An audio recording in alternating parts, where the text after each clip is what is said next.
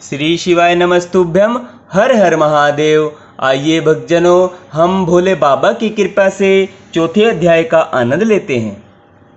ब्रह्मा जी बोले, हे नारद, त्रिपुर को चेला बनाने के पश्चात मुंडी ने उन्हें कई आदेश देते हुए कहा, हे त्रिपुर, हमारा मत सब मतों से उत्तम है, जिसको नारद ने भी माना है। इस मत के ये मार्ग है कि यह संसार असाध्य है, इसका आदि अंत कुछ भी नहीं, न तो इसका कोई करता ही है और न बनाने वाला ही।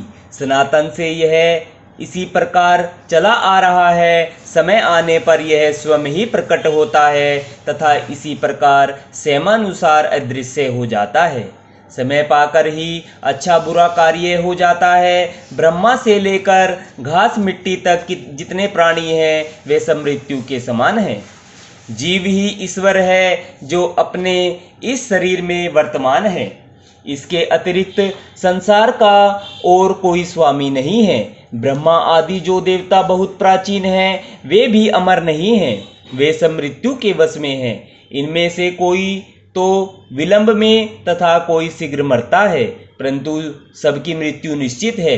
यह निश्चित है कि समस्त शरीरधारी नष्ट हो जाएंगे, वे दुख सुख भोग कर पुनः जन्म लेंगे। समस्त जीव एक ही समान बराबरी का पद रखते हैं, उनमें न तो कोई छोटा है और न कोई बड़ा। भोग एवं भोजन आदि समस्त कार्यों में सब समान है। सवारी चाहे किसी प्रकार की हो, समान है। जिस प्रकार हम मृत्यु का भय करते हैं, उसी प्रकार ब्रह्मा विष्णु एवं महेश को भी मृत्यु का भय है। समय के चक्र से कोई न बचेगा।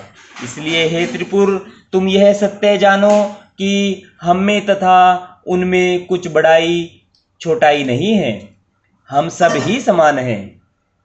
इसी प्रकार जाति की बड़ाई छोटाई का विवाद है। वेद एवं शास्त्र आदि सब झूठे तथा निष्फल है। केवल सब धर्मों से उत्तम धर्म हिंसा का त्याग कर अहिंसा का अपनाना है। उससे बढ़कर दूसरा कोई और धर्म नहीं है। दूसरों को दुख पहुंचाने से बड़ा पाप संसार में कोई और नहीं है।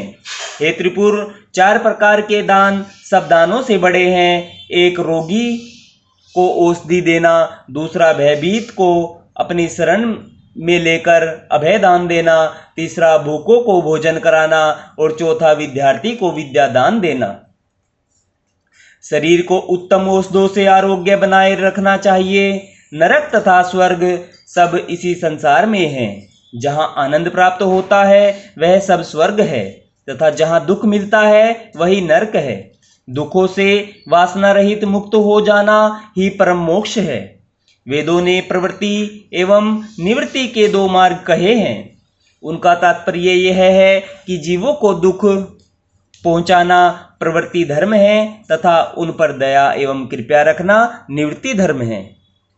जो जीवों को मारकर तथा तिल यव एवं घृत अग्नि में डालकर स्वर्ग प्राप्ति की इच्छा रखते हैं, वह उनकी सबसे बड़ी मूर्खता है।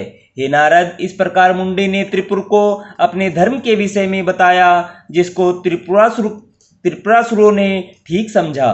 तब वे सब अपने नए गुरु की आज्ञा मानकर पुराने मत को छोड़ नए मत में परिवर्तित हुए। फिर मुंडी ने अपने मत की आज्ञा सुनाते हुए कहा, हे त्रिपुर, जब तक मृत्यु न आवे तब तक आनंद पूर्वक खूब मौज से विहार करो। यदि कोई भिक्षुक या याचक कोई वस्तु मांगे तथा उसको वह वस्तु न दी जाए, अथवा यदि कोई भिखारी अपना मनोरथ पूर्ण किए बिना लौट जाए, तो उस न देने वाले का सब धन द्रव्य नष्ट हो जाता है।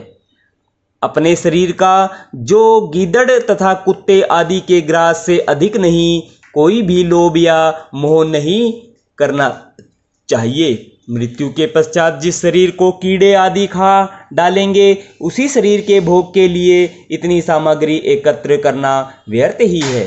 देखो, जब ब्रह्मा आदि ने परस्पर एक दूसरे की संतान से विवाह कर लिया, तब तो उनका धर्म उसी प्रकार बना रहा, परंतु अन्य लोगों के लिए गोत्र में विवाह करना बहुत बड़ा पाप ठहराया गया।